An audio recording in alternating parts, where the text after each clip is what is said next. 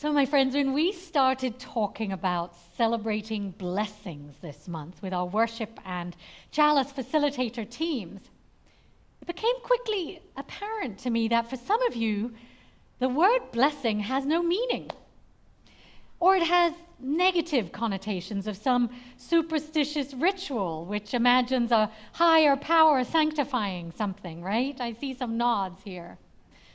And even though we talked about this topic 4 or 5 years ago, many of you are new here, and our memories are easy to let that go. So this word bears further exploration.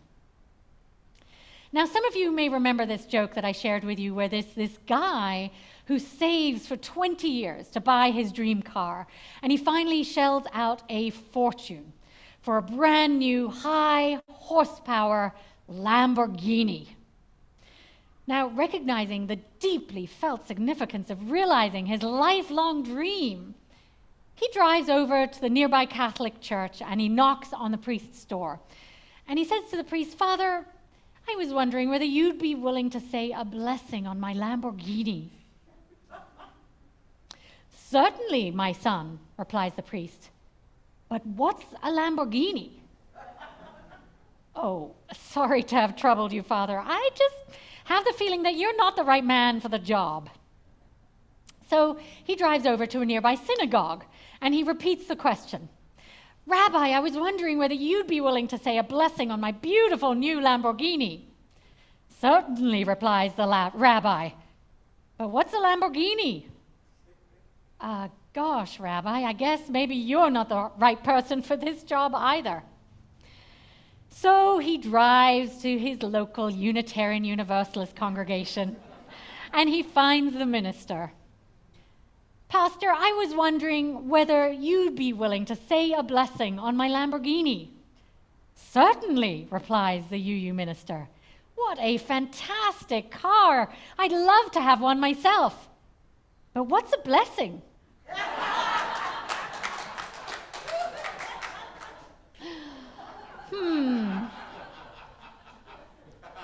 So what is a blessing in a Unitarian Universalist context? Now, traditionally, yes, in a religious context, someone in a higher authority, either a god, a guru, or a religious leader, bestows blessings on people or things.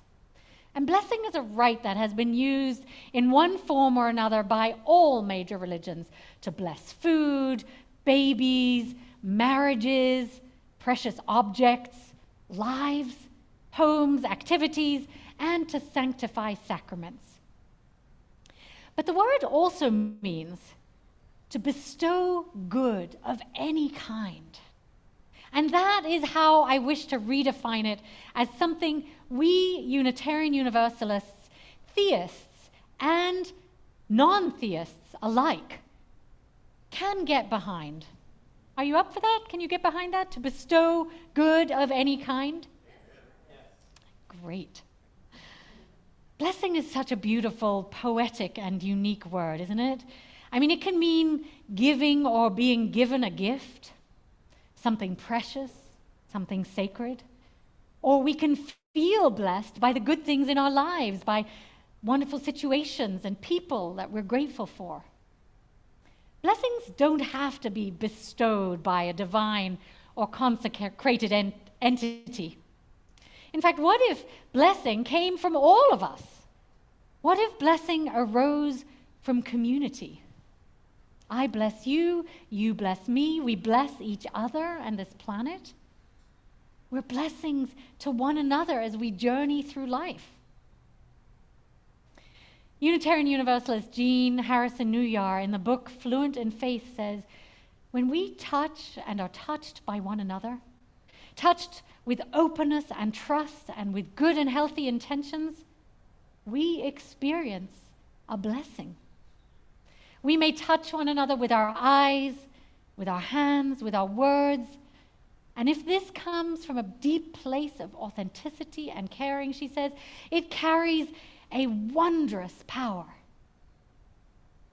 Now, what she's speaking of here is that we can bless one another just by offering each other kindness, concern, and love.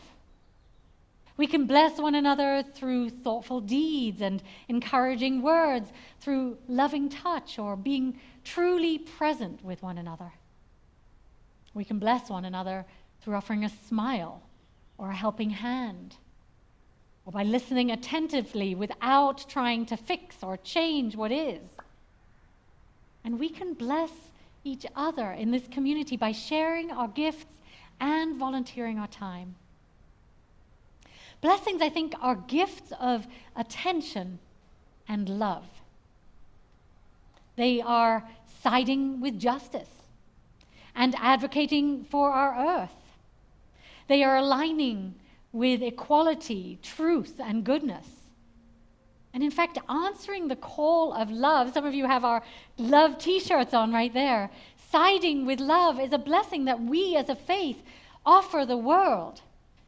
And we offer one another in community. And that is huge in this world where so much hate and harshness is present. So why did I call this sermon In It Together?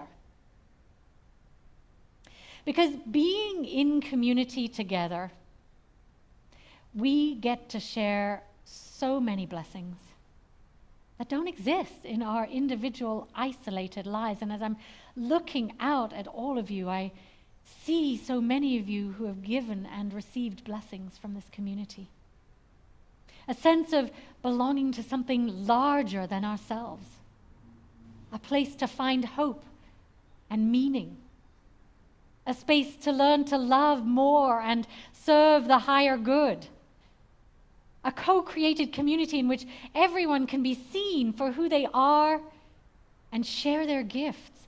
A place where we can become more together than we could ever be alone. Am I right?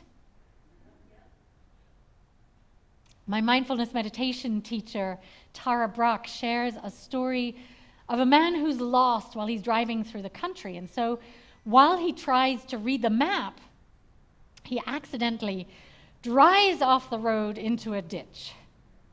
Now, blessedly, he sees a farmer with an old mule nearby, and he wonders whether he can get some help. And the farmer kind of looks at the mule and goes, "Yep, old Warwick can do the job." The man figured he had nothing to lose. So the two men and the mule Warwick make their way back to the ditch, and the farmer hitches the mule to the car. And then with a big snap of his reins, he shouts, "Pull, Fred! Pull, Jack! Pull, Ted! Pull, Warwick!" And the mule pulls the car from the ditch with very little effort.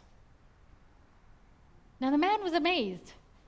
He thanked the farmer and he patted the mule and said, "Why did you call out all those other names before you called Warwick?"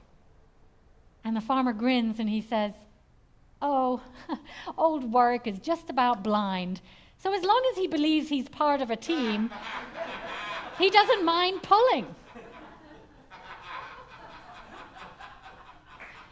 So the truth is, my friends, as long as we believe we're part of a team, we can do all kinds of incredible things together. But sometimes our blindness makes us forget that we're part of a team.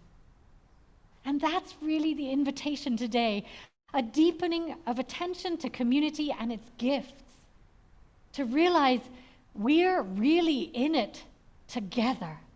We're in this life with all its challenges together, not isolated and separate.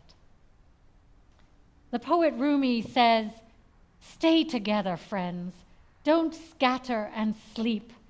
Our friendship is made of being awake together." Which rather reminds me of Jesus' last hours where he calls on the disciples to stay awake with him. My friends, we're stronger and happier when we stay awake together to face all of the world's challenges. We're stronger and more courageous navigating life together. We're stronger when we remember we're held by a larger community that loves and supports us through everything we go through. We're stronger when we act collectively and find hope and resilience together. We're stronger and more effective when we can serve those in need together, right? We're stronger together, my friends. And when we stay awake together, conscious and loving, we can make it through these horribly challenging times together. Can I hear an amen or some kind of affirmation? Because we need each other. Renowned Unitarian minister from the last century, James Luther Adams, spoke of the importance of voluntary organizations such as religious community. As someone who observed authoritarian and totalitarian regimes in Nazi Germany and elsewhere, James Luther Adams, or JLA as he's fondly known, spoke of the importance of communities for otherwise isolated people as long as these organizations are prophetic in their response to governments and current affairs. I invite you to really hear those words, prophetic in their response. These voluntary associations, he asserts, require the prophethood of all believers. And that means all of you. This means we share in ministry and collectively address the important issues of our time. So are you with me? Yes. JLA wrote in 1984, the prophethood of all believers entails the obligation to share in the analysis, criticism, transformation of institutions, including the church. Especially now when we live in a world of terrorism, holocausts, nuclear weaponry, mass shootings, and indifference to poverty and hunger. So, my friends, we have the capacity as a religious organization guided by the values of love and hope shining as beacons before us to make an impact in the world. And it is so important right now. We can be defenders of democracy and advocates for change that we could not affect alone. Can I hear an amen? Now, there's a story about cooking potatoes, and those of you who are cooks among us know this. In their natural state, potatoes are hard and inedible, but when you put them in a pot and you gradually heat up the water, the potatoes start bouncing around and rub up against each other. And eventually, by being cooked together, they rub each other's skins off and soften. Now, not to compare our community to being boiled together, but in some ways we are being boiled by life right now, right? And as we experience all the trials that life is presenting us these days, there's a way in which we get to soften here together in this fellowship. And we get to rub our hard outer shells off that the world forces us to put on, so that together we can come into the sanctuary and online space and combine into a delicious mash to tackle this world as one. And in this community, we're softened and combined by the kindness and blessings we offer one another, by the ways we lift each other up, by the ways we can lean on one another in hard times. Just this week, as we deal in my family with my husband's cycling accident and shoulder replacement surgery, you all have been here so generously for my family. And we're so grateful and feel so held by this community. And I know you're going to be thinking of Michael tomorrow at 11:45 when he goes into shoulder replacement surgery. And that means the world to us. Thank you. And you're here for each other as some of you navigate cancer, illness, COVID, the loss of your loved ones, or heartbreak, or job losses, or struggles with your children, and so much more. We lean on each other, and we learn from each other. We watch One person volunteering, leading with kindness and care, and it inspires others of us to do the same. We watch someone marching for reproductive rights, for racial justice, or sensible gun legislation, and it inspires us to learn more and start advocating for a kinder, more equitable world. We observe someone else in our community becoming vegan and speaking passionately about saving our planet, and it might lead others to explore that option too. We share our joys and sorrows each week, and we offer our love and prayers and attention to one another. My friends, we lean on each other and we learn from each other. And we are better for it. I know I am. Anyone else better for being part of this community? Yes. We are stronger together. By navigating life together, we bless one another, we challenge each other, we inspire one another, and we support each other. We raise our children together. My son just graduated from high school last week, and you've seen him grow up for the last 7 years. And we navigate aging together, which is trying for the best of us. We work through challenges in our own lives together, as well as accompanying us, each other through the world's challenges. We co-create a more loving world together, my friends, and we need that so strongly right now. What a blessing. We receive so many gifts in this community that we could never experience alone. Remember our hand blessing earlier? When we realized that every one of you plays a part in co-creating this community. All of you online, all of you here in person. And Sam asked you what's next for you. Remember that? Maybe you were having some ideas of what you want to explore. Well, I want to close by sharing a story about a fish market in Seattle. The Pikes Place fish market was an ordinary market where fishmongers went to work every day selling rather smelly fish. So it wasn't really a glamorous job, and the work was smelly and relentless, and many people didn't enjoy working there. Then one day a new owner came along and asked the fishmongers what they might need to make their work more enjoyable. And a young guy spoke up and he said, "Hey, why don't we become world famous?" Fish market, world famous? Okay, so the whole group began to explore what it would take for this fish market to become world famous. What could they do that would enhance their work and make the whole experience of buying fish fun for their customers? Now, the first thing that they discovered was to show up and be really present with each other and their customers, to really talk to them and get to know them. Not just as customers, but as people, each with stories and lives. And they broke down that sense of separation and created a feeling of community at that fish market that people wanted to come to.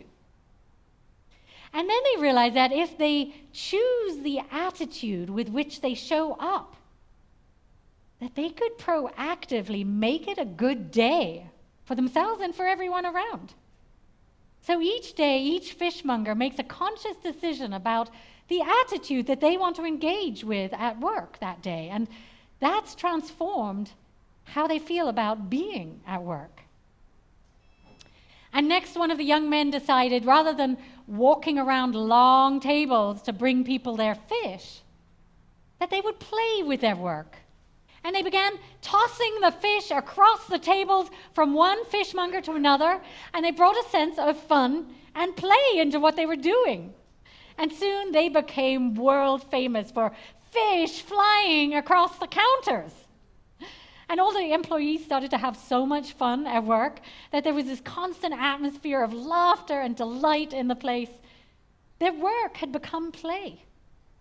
And soon they were even being hired by other businesses to teach their workers what they'd discovered. And they've transformed cultures in schools and businesses around the nation. In fact, when I shared this story with my son, he mentioned that the zoo where he works has trained in this methodology. And the last part of what they learned was to make someone's day. Make someone's day by injecting a good attitude as well as fun and presence in their work. So they were constantly making someone's day. So I ask you, my beloveds, what does it mean for you to show up in this community, to be truly present and a blessing to others? What would it mean for you to choose your attitude? How might your attitude change the way things unfold? In fact, what attitude do you want to choose for our upcoming congregational meeting so we can have as much fun as possible while we do the work of this congregation? And what are some ways you can make a person's day? And finally, my friends, what are your favorite ways to play that you might bring to this community?